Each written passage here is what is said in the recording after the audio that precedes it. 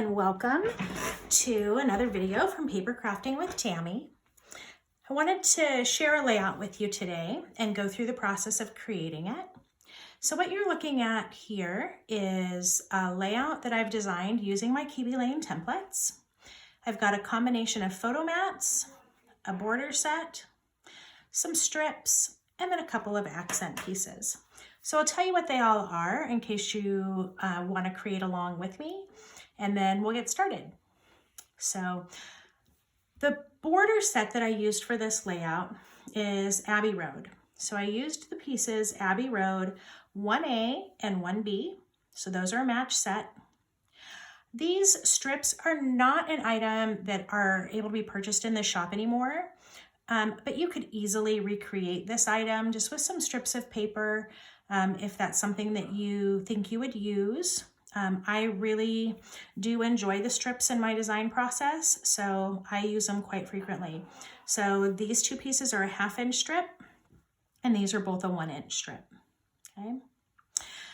I've used some of the flowers from our Tiny Accent set. So this is Tiny Accents 1T. I have it here and here. And then this is Tiny Accents 2T. And then tucked behind this photo mat here, I've got a bracket, and this is from our Tiny Bracket set. This is Tiny Bracket 1T, just kind of poking out behind there. Okay. The paper that we're going to be using today is actually from a Die Cuts with a View, and I believe that this company has changed to Park Lane, if I remember correctly. I purchased this through Joann's, and this particular set is called Palms and Ferns, and I pulled some of the papers out of this stack. I will tell you, when I purchase a paper pad like this, I tend to come home, check it out, and take it apart immediately, and I put it into collections of paper that I think I would use together. And so the papers that we're going to use today came straight out of this pad. I'm going to be using this sheet, this really fun metallic, this floral, and then this pink stripe. And then I used a little bit of the back of the floral for an accent color. Okay, so if you have that paper pad and you want to grab it, go for it. So to start with, this was the paper that I feel like is the most dominant. It's got a lot of pattern on it. It's kind of busy, and it's got a lot of colors that are going to kind of dictate my layout. One of the colors in here is this really beautiful teal, and that's why I picked this particular background paper, because I really wanted to bring out the richness of this paper. So this background paper is the peacock paper from Close to My Heart. So this is just one of their colors of cardstock. And this particular color I just think is rich and beautiful. So I designed my border set using this. So that means I grabbed Abbey Road 1A and 1B. So I would have laid one here, done a pencil trace, and with this other piece, I lay it right on top.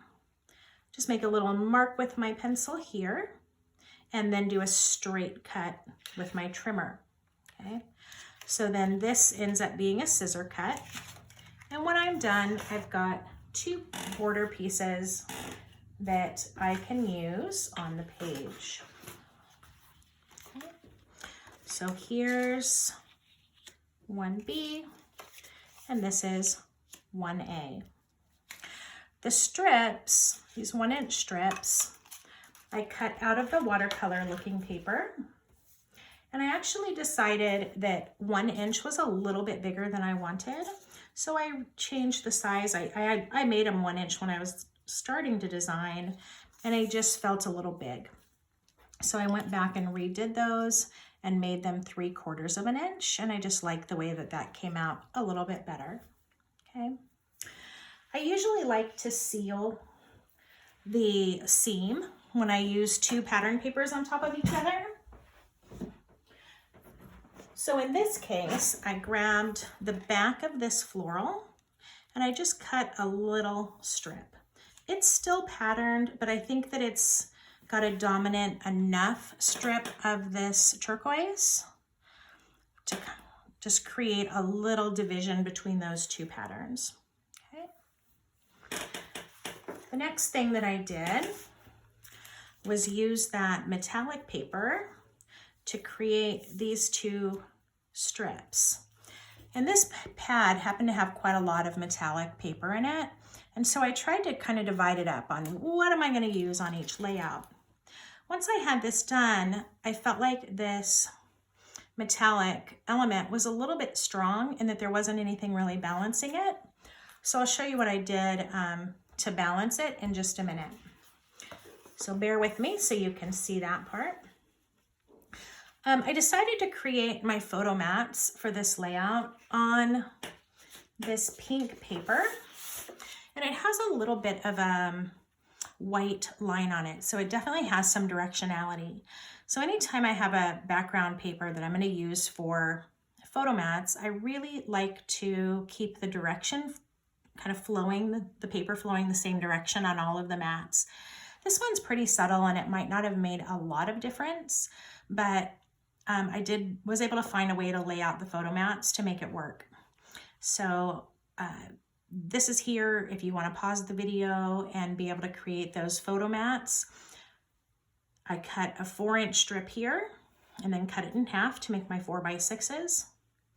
Then I cut a 3-inch strip here and cut off a 3-inch piece and a 3-inch piece. This could also be another 3x3 if you need it. I'm actually going to be using a sentiment card in that place. Here, I went ahead and left this piece whole so that I could go ahead and cut off a 4-inch piece to create a 5x4.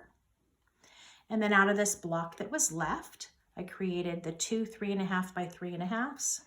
So my scraps are this, and this, which are all usable pieces for a future card or layout project, which is usually my goal.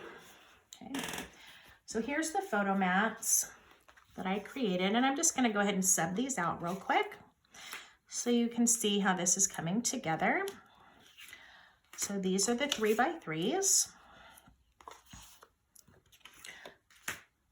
3.5 by 3.5, 3.5 by 3.5, and depending on what you're going to put on here, this could come over the, layer over the border or under the border. That really ends up being a choice by what you're going to use. I've got the 4x5 here, and then the 4x6, and the 4x6. Okay. So I still have room if I wanted to do another photo here. And right now this is designed with a 3x4 and another photo here with a 3x3. But what I decided to do was to go ahead and put some sentiments in those places instead. So here I used a card. This has got some gold text on it, and I'm not sure if you can see it. It says, "The best things in life are the people you love, the places you've been, and the memories you've made along the way." So I just love that sentiment, and it could be used really on any page. So I'm going to put that there. And I wanted to pull in just a little pop of this color that I used to seal those border strips. So I'm just going to do a little pop of that there. Alrighty. And then up here, I've got a card that says "Life is Good." And I thought that goes so well with that message. And it ties together with the photo mat colors, and it brings in another touch of that gold. Okay. So then I was at this point, and I was trying to figure out what I wanted to do for these flowers. And I ended up pulling out that metallic paper again.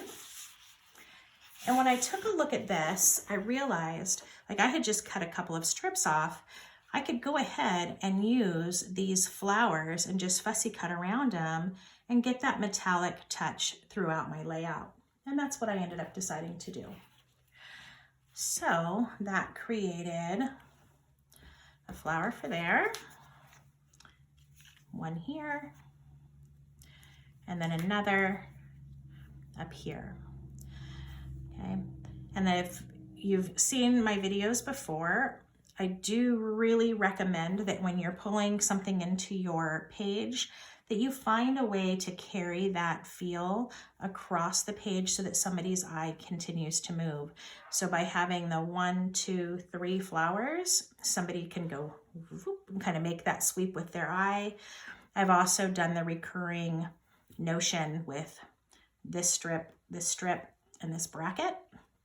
And then again with the watercolor, and the watercolor. So just kind of keep that in mind when you're designing your pages and find ways to carry those themes across your page. The last thing that I decided to add to this page was just another little pop of turquoise. So I pulled out these droplets, they're called, and they're from Kaiser. And I thought these would be a fun detail just right in the middle of each one of these flowers to just pull a little bit more of that turquoise tone in and just add one more detail to these flowers.